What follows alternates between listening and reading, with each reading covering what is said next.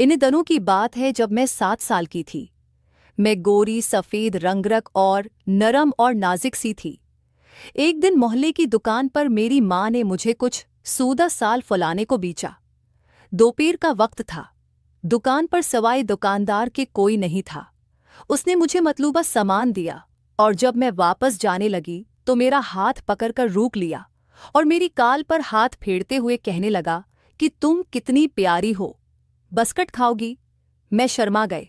उसने डिब्बे से मुझे 2 रुपए वाला बस्कट निकाल कर दिया और जल्दी से मेरी कालों पर एक भूसा ले लिया। मैं थोड़ा परेशान हो गई और अपना हाथ छड़ाकर जल्दी से घर आ गई। मुझे उसकी ये हरकत कुछ पसंद नहीं आई थी। भले मैं बची थी लेकिन इतनी भी नासमझ नहीं थी। बहरहाल वह बस्कट बहुत मज़े का था जो उसने मुझे खाने को दिया था।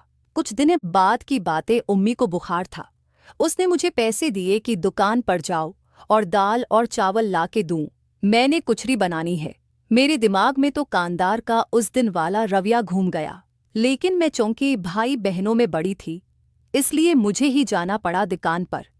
मुझसे पहले भी 3-4 गाह खड़े थे। दुकानदार ने तसरीह सबको सोडा देकर फारिग कर दिया और जानबूझकर मुझे इस वक्त तक रोके रखा जब तक कि सब गाह को वापस न चले जाएं। जब मैं काउंटर पर अकेली रह गई तो मुझे कहने लगा कि अंदर आ जाओ और जो चीज़ लेनी है खुद ले लो। मैं न चाहते भी दुकान के अंदर चली गई और वो मेरे बचपन की ऐसी गलती थी जिसका खमियाजा मैं आज 22 बरस के बाद भी भुगत रही हूँ। मुझे इससे पहले मालूम नहीं था कि इंसान सिर्फ इंसान ही नहीं बल्कि इंसानों में हैवान भी होते हैं। वो पहले तो मेरी खालों पर हाथ फेरता रहा, फिर उसकी जज्बत बढ़ती है। मैं खौफ और परेशानी की अजीब सी कैफियत में अब्तला थी जिसमें कुछ कुछ तजस्सुस की अमीज़श भी थी। उसके बाद वो मुझे दुकान के पीछे वाले स्टोर में ले गया और काफ़ी वक्त के बाद उसने मेरे मतलूबा सामान खुलावा, साथ काफ़ी ज़्यादा डाफियाँ और बस्कट भी थी। मैं चुपचाप घर आ गई।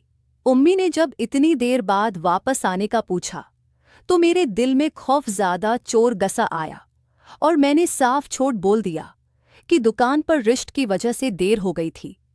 उम्मी मुतमईन होकर अपने काम में मसरूफ़ हो गई और उसके बाद मैं हर कुछ दिन बाद दुकान पर जाती और बस्कट और डाफियाँ लेकर वापस आती।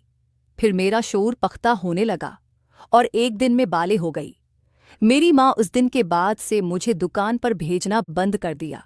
वैसे भी अब मुझे डाफियाँ और बस्कट का लालच नहीं रहा था।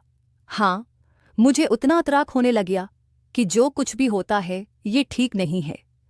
अब दिल में एक बेचैनी जन्म ले रही थी। जैसे जैसे मैं बड़ी होती जा रही थी और मुझे जिस्मानी और जिनसी मुआमलात की समझ आ रही थी, वैसे वैसे मेरे अंदर की बेसुकूनी बढ़ती जा रही थी। आज मैं सोचती हूँ कि कार जिस दिन उसने मेरे गाल पर हाथ लगाया था उसी दिन मैं अपनी उम्मी को बता दी थी या उस दिन के बाद कभी दुकान पर न जाती। लेकिन अब पछतावे का वक्त नहीं रहा था। आज मैं 25 साल से ऊपर की हूँ, लेकिन जब किसी काम से घर से न गलती हूँ और वो कंदार आज भी मुझे मीठी मीठी नज़र से देखता रहता है, लेकिन अब वो मुझे शैतान की तरह देखता है। मेरा दिल कहता है कि काश मैं उसका मुंह नोच लूं जिसने मेरा बचपन बर्बाद करके मुझे वक्त से पहले जवान कर दिया था। मैं तो मासूम होना समझती, लेकिन वो तो समझदार था। न मुझे अपनी बेटी जैसी समझकर दरख्वास्त खा सकता था। अब घरवाली मेरी शादी करना चाहते हैं, लेकिन मैं किसी सोर शादी का नाम सुनना पसंद नहीं करती। मेरा दिल चाहता है किसी मर्द को धोखा देने से बेहतर है कि मैं खामोशी से किसी तरह चली जाऊं और कभी वापस पलट कर न देखूं। फिर सो जाती है कि वो दुकानदार भी तो एक मर्द ही था ना, जिसने अपनी बीवी को धोखा दिए था। आज उसकी अपनी 3 जवान बेटियां हैं जो रोज़ाना हमारी दरवाजे के सामने से गुजर कर कॉलेज और स्कूल जाती हैं। मैं अक्सर उनको देखकर सोचती हूँ कि कई लड़कियों को अपने बाप की करतूत पता चले कि उनका रद्द-ए-अमल किया होगा। 3 लड़कियां मेरी तरह खूबसूरत और जवान हैं। फिर एक दिन कुदरा की चुकी चल पड़ी जिसने दुकानदार को बारी पेश कर रख दिया हुआ। कुछ ऐसे कि एक दिन सुबह सुबह शोर से मेरी आंख खुल गई। मैं आंखें मिलती हुई कमरे से बाहर आई और उम्मी से पूछा कि शोर कैसा मचाए तो उम्मी कहने लगी कि सामने नकर पर जो जमील दुकानदार है उसकी बड़ी दोनों बेटियां रात किसी के साथ भाग गई हैं। मेरा मुंह खुले का खुला रह गया। दोनों बेटियां एक साथ, मैंने हैरान होकर पूछा। जी दोनों एक साथ, वही जो हमारी दरवाजे के सामने से गुजर कर कॉलेज जाती थी। उम्मी ने कहा, और उनके काम तो देखो जाते, अपने बाप की उम्र भर की कमाई भी साथ ले गई। उम्मी बताकर अपने काम में मसरूफ हो गई और मैं सोचती लगी कि बाप की उम्र भर की कमाई को तो मैं अच्छी तरह जानती हूँ।